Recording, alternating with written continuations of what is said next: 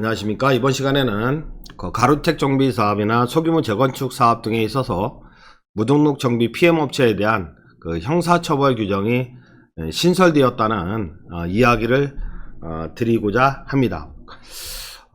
빈지 및 소규모 주택 정비에 관한 특례법에서 규정되어 있는 이러한 사업들이 있죠. 가로택 정비 사업이나 소규모 재건축, 소규모 재개발, 이런 사업을 보면은 제가 볼 때는 한 95% 이상의 현장에서는 동네 브로커들이 난립하고 있다. 정비업 면허도 없는 무등록 정비업체가 사업을 진행하고 있는데, 어떤 현장에서 저희가 볼 때는 100세대도 안 나오는데 150세대가 나온다. 또는 저희가 볼 때는 15층까지 아파트를 지을 수 있는데 20층 내지 30층까지 지을 수 있다. 이런 식으로 주민들을 호도하면서 동의서를 진구합니다. 동의서를 진구하고 조합 설립을 하게 되죠.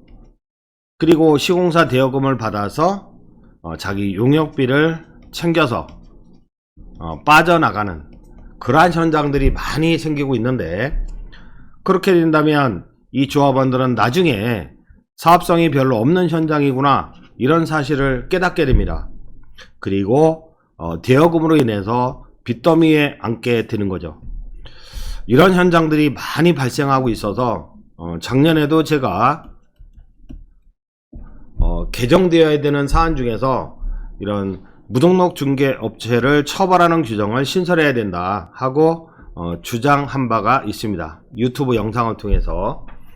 근데 많은 피해 현장들이 생기고 나서 이제 와서 이러한 규정을 신설하게 된 거죠. 빈지 및 소규모 주택 정비에 관한 특례법 21조인데 1항에 소규모 주택 정비 사업을 시행하려는 자, 주민들, 사업 시행자로부터 위탁을 받거나 이와 관련한 자문을 하려는 자, 이 자문까지도 정비사업 전문관리업 면허를 취득해야 된다. 그러니까 정비사업 전문관리업자로 등록해야 된다. 이런 명문의 규정을 신설하게 된 거죠. 주민합의체 구성의 동의나 조합 설립의 동의, 소규모 주택 정비 사업의 동의에 관한 업무 대행, 이거 정비업 면허를 가진 자만 할 수 있다. 자문도 정비업 면허를 가진 자만 할 수 있다. 그리고 조합 설립 인가의 신청에 관한 업무 대행도 면허를 가진 자만 할 수 있다. 사업성 검토, 소규모 주택 정비 사업 사업 시행 계획서의 작성도 면허를 가진 자만 할 수 있다. 설계자, 시공자 선정에 관한 업무 지원 행위도 동네 브로커가 못한다. 면허를 가진 자만 할 수 있다. 사업 시행 인가 신청에 관한 업무 대행, 관리 처분 계획의 수립에 관한 업무 대행도 당연히 면허를 가진 자만 할 수 있고, 이러한 정비업 면허를 갖지 않은 자가 현재 95% 이상의 현장에서는 무면허 업자들이 난립하고 있는데, 이런 자들은 2년 이하의 징역이나 2천만원 이하의 벌금에 처하겠다. 이런 규정을 신설하게 된 거죠. 최근에 기사가 나왔는데, 정비업체가 무등록 업체에게 어떤 용역을 주었을 때도 등록 취소라는 행정처분을 받을 위기에 처해 있다. 이런 기사가 나온 거죠. 그러니까 형사처벌이 될 뿐만 아니라 등록 취소까지 당하는 이런 엄중한 처벌을 하고 있습니다.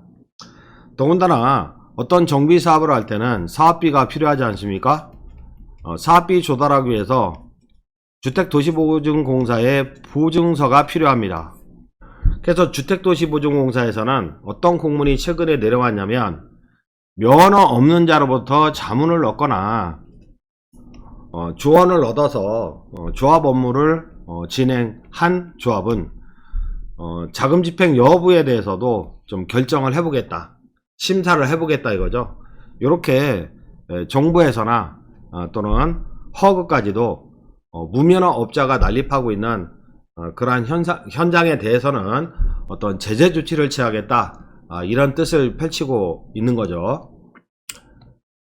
지금까지 무면허 업체가 너무너무 난립하고 있어서, 그래서 주민들을 호도하고 있어서 상당히 안타까웠었는데 이런 것들을 처벌하는 규정이 이제 와서 생겼다는 그러한 소식을 전해드리고자 이러한 영상을 찍게 되었습니다.